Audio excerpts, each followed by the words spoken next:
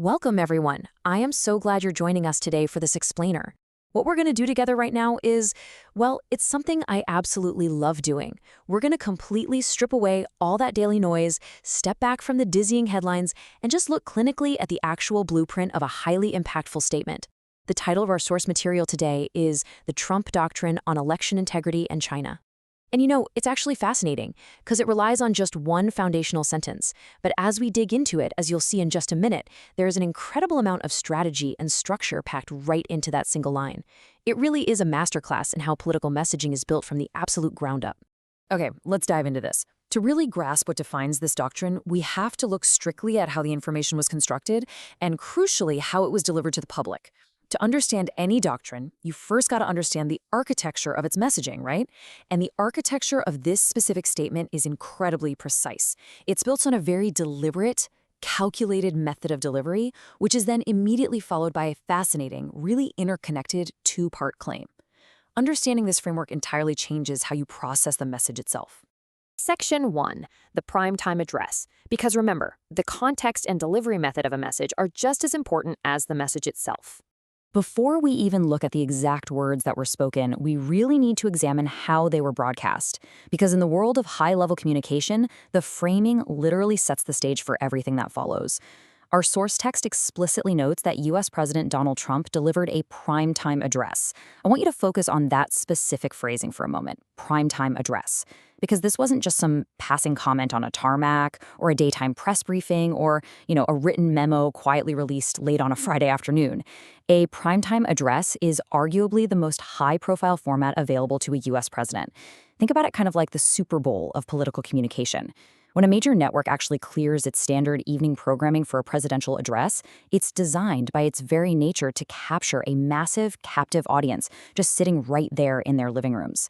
It signals to the viewer that the information being delivered is of the highest possible priority, like an urgent interruption of everyday life. So, by choosing this specific delivery mechanism, the foundation for this doctrine was pretty much guaranteed to have maximum reach and immediate, widespread attention before a single word was even uttered out loud.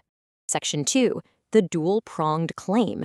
And this brilliantly illustrates how the address was structured around two distinct pillars.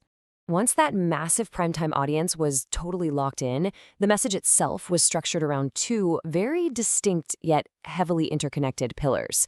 The statement is built on this really fascinating split.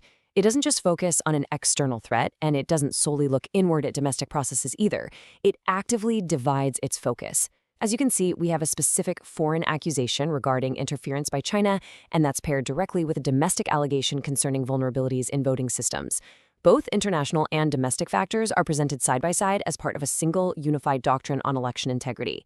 This dual-pronged approach is incredibly powerful because it addresses two very different types of anxieties simultaneously: the fear of external foreign manipulation and the fear of internal systemic failure. Combining them creates a comprehensive narrative that essentially covers all the bases. Section 3, accusing foreign interference.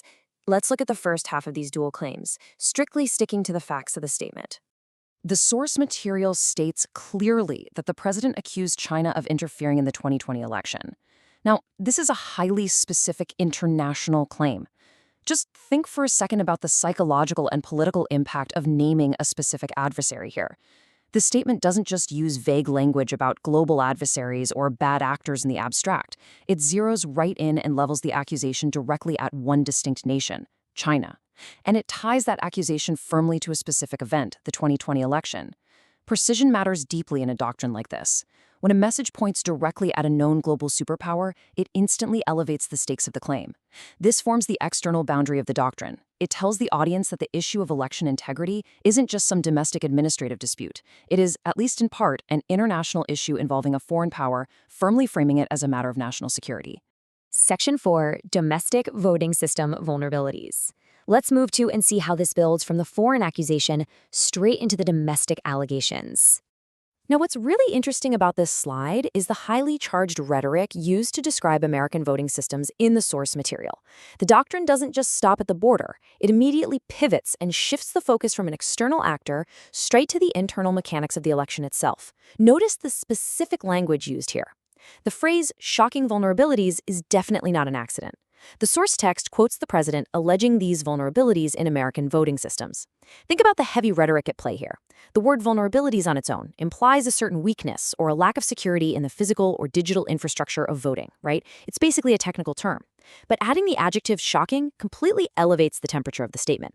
It's a highly charged emotive word intended to elicit a strong, visceral reaction from the audience viewing that primetime address. It transforms what could be a standard technical allegation about voting systems into an urgent, dramatic domestic concern.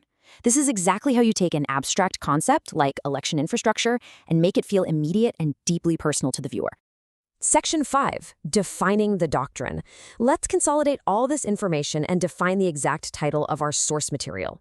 We've taken apart the delivery method, the foreign accusation, and that highly charged domestic allegation. Now, when we put all the pieces back together, we get a clear 4-part blueprint of the exact title of our source material. So the crucial point is, if you want to understand the Trump doctrine on election integrity in China, based entirely on the text provided, it is defined by exactly these 4 foundational elements. Number 1, maximum visibility through a primetime address. Number 2, a specific focus on the 2020 election. Number 3, the external claim, accusations of Chinese interference. And number 4, the internal claim, allegations of voting system vulnerabilities. These 4 pieces, when interlocked, form the complete structural foundation of the entire statement.